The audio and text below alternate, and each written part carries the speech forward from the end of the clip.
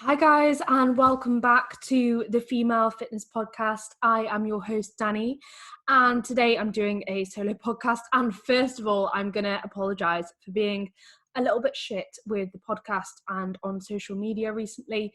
For those of you who do not know, I have unfortunately had the coronavirus, and it hit me pretty hard, to be honest. I was completely floored. I was bed bound for a good few days. At first, I just thought I had a bit of a cold or flu, had typical cold flu symptoms, and then I think it was like the third or fourth day, I was just completely wiped out, so fatigued, barely could get out of bed, breathing hasn't been very good, have been coughing a lot, sneezing, headaches really bad, literally had every single symptom under the sun. And like I said, I couldn't get out of bed for days, as you can probably still hear. My breathing still isn't the best, and my fitness levels are shocking at the moment. So I tried a CrossFit workout this morning and had to stop before the end. It was a partner workout. It was a really good workout, actually. We did some work on our snatch and our clean, and then went into a pairs workout, which consisted of devil press,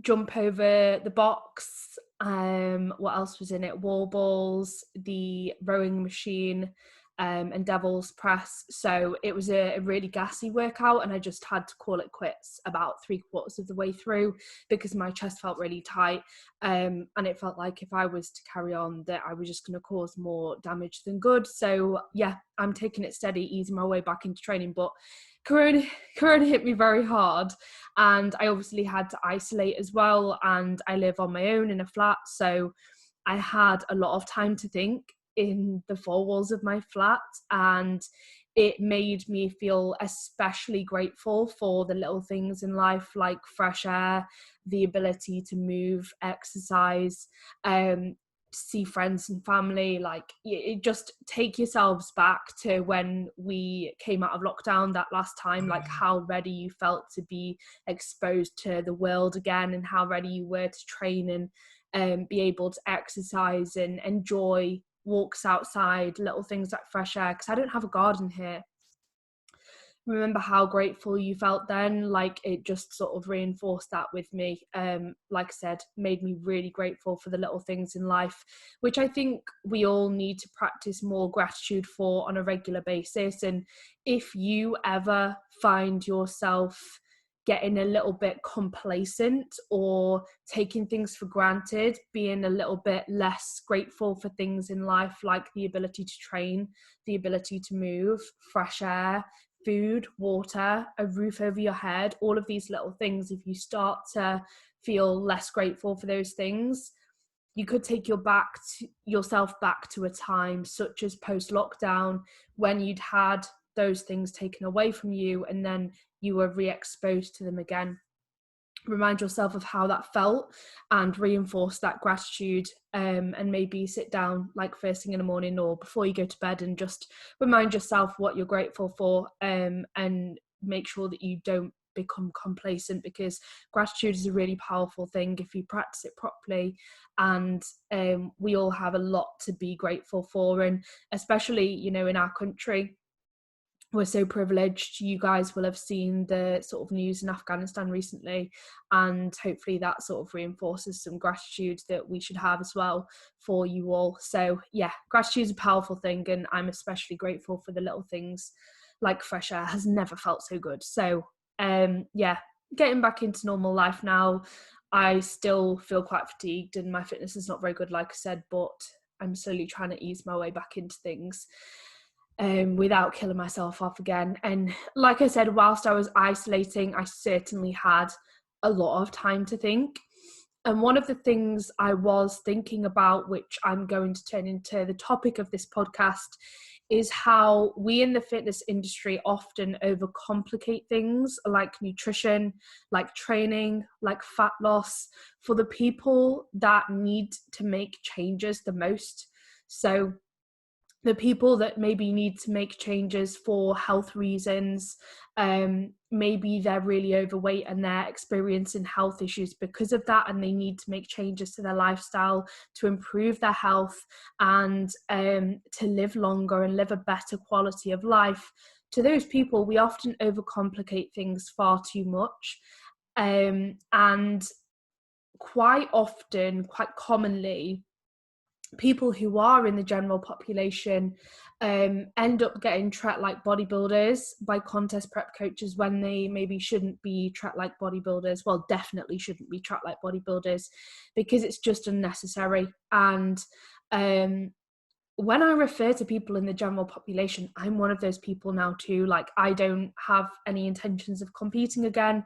And so my approach to training and nutrition is much more flexible and it's much simpler. And I think that sort of spurred on my thoughts about how sometimes members of the general population are unnecessarily tracked like bodybuilders, and aspects of training and nutrition are often overcomplicated for those people when they're the people that need these changes the most.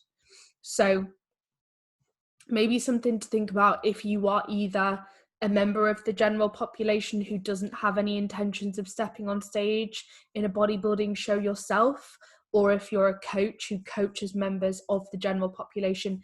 Think about how you're coaching those people and whether that's appropriate for them, or whether you might maybe be overcomplicating some things. Because at the end of the day, for most people, if they were to just train consistently in a way that they enjoy training and exercise and movement, and if they were to make a few small changes to nutrition, even without tracking their macros or tracking their steps meticulously, if they were to make those small changes and stay consistent with those changes over time, rather than trying to follow ridiculously overcomplicated protocols which they're unable to sustain, if they were able to just make those small changes to their life and sustain them over time, they would reap so many benefits from doing that without having to stress about these minute little details, like how many grams of carbs you're having, or how many exact steps you're doing. So it's maybe something for us to think about as coaches, when it comes to coaching those people, and whether we're actually serving them well and doing what's best for them, or whether we're treating them like bodybuilders or like our other clients who maybe have more extreme goals when that's unnecessary. So it's definitely something to think about. And you see, for bodybuilders, their fat loss progress, if their goal is fat loss at that time, for example, in a contest prep, it doesn't need to be and it shouldn't be sustainable. They get stage ready for that one day that they step on that bodybuilding stage, and then they reverse that process. They then go on to regain the body fat that they've lost, restore health, and reverse that entire process that they've just been through. Whereas people in the general population, who might be you, I would put myself in this category now, or your clients if you're a coach, they want sustainable results and they need a sustainable process to match that. And they don't need these things overcomplicated. And often they need to be able to have flexibility. They need to be able to have a life balance, enjoy social occasions. They need to be able to function properly at work. We all know how at the back end of a contest prep, your cognitive function starts to decline. You definitely don't perform your best in work or in your education. General population clients, they shouldn't be seeing those negative consequences of pushing to an extreme level of lean. They shouldn't be losing their menstrual cycles. They shouldn't have the trade-offs that bodybuilders have, and therefore they shouldn't be tracked like bodybuilders. So yeah, those people need a sustainable process to match the results being sustainable for them, and they need to be able to stick at their efforts long term. Whereas, like I said, with bodybuilders, it's temporary. We're not trying to sustain that long term, so it doesn't matter if the process is unsustainable. So that's something we really have to think about when you're coaching different categories of people, or if you are someone who has once stepped on stage or once participated in bodybuilding, if you're now moving away from that, you need to consider that your actions don't need to be how they were previously. And if you do decide to pursue body fat if you do decide to pursue fat loss again, you don't need to revert back to that contest prep diet that you previously followed. It's unnecessary and it's unproductive if you want your results to be sustainable. So if you're someone who's come away from competing, try to avoid getting back into this tendency of reverting back to that contest prep diet because it's all you know. I want you to try and think about maybe picking that apart a little bit and following an approach which is appropriate for you now, as opposed to reverting back to that just because it's all you've known and it's how you've achieved your goals in the past when those actions have been appropriate to your extreme end goal. So yeah, general population clients, whether that be you or your clients, they need a sustainable approach and they need to have some element of balance. And actually being too meticulous with things could be detrimental for them psychologically, and it's just straight up unnecessary, and it's probably going to cause more stress than good. And often if you overcomplicate things, it's just going to go straight over the client's head, and they're not going to be interested. They just want to be able to achieve the results that they desire, improve their entire quality of life. They don't need their nutrition and training to take over their entire life like it might if you were a bodybuilder. You have to ultimately dedicate the majority of your life to the goal of stepping on stage if you wish to achieve that goal.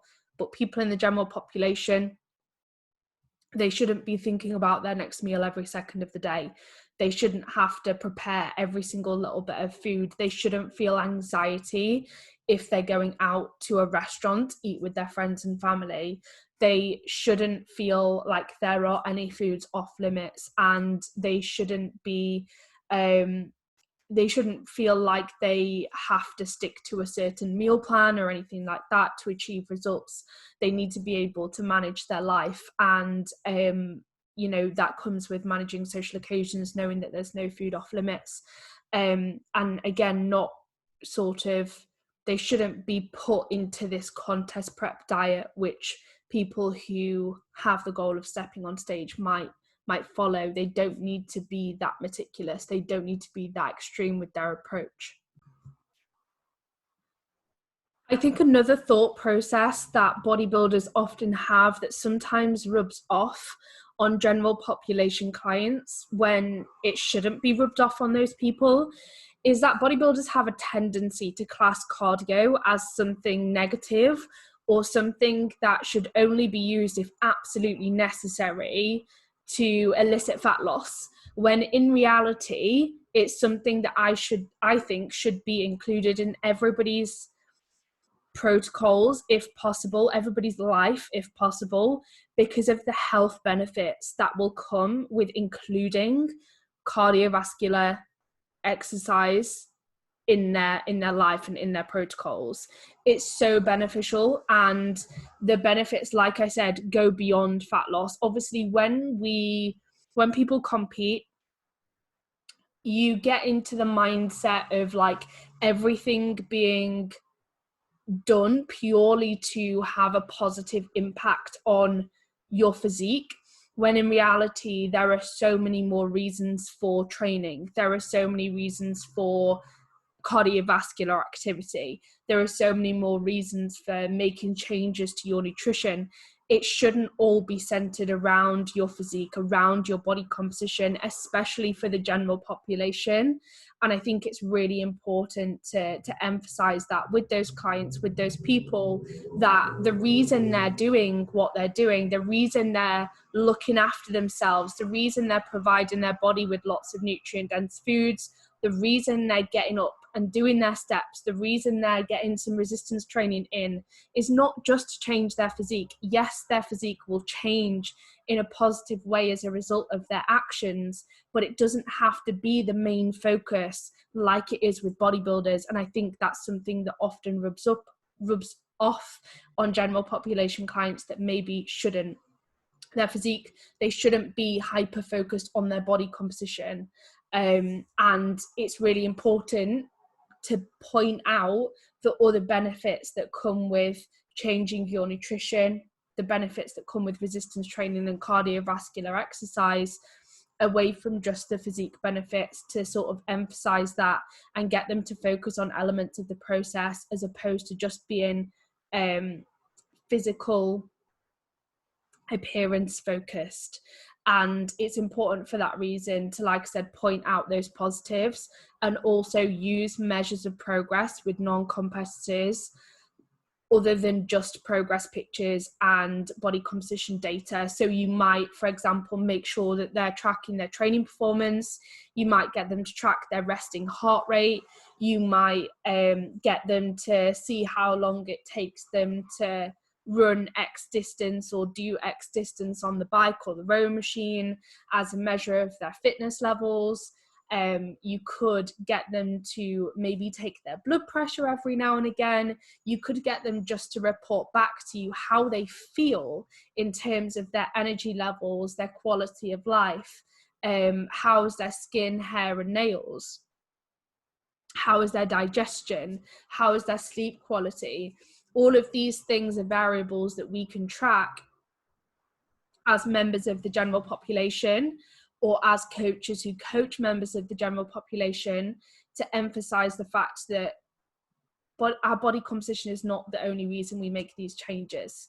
And it's really important to emphasize these things. So make sure you're doing that and you're not just using scale weight and progress pictures, because far too many people get super focused on their body composition to a great extent, to a point that it sometimes becomes a little bit too much of a focus and a little bit unnecessary.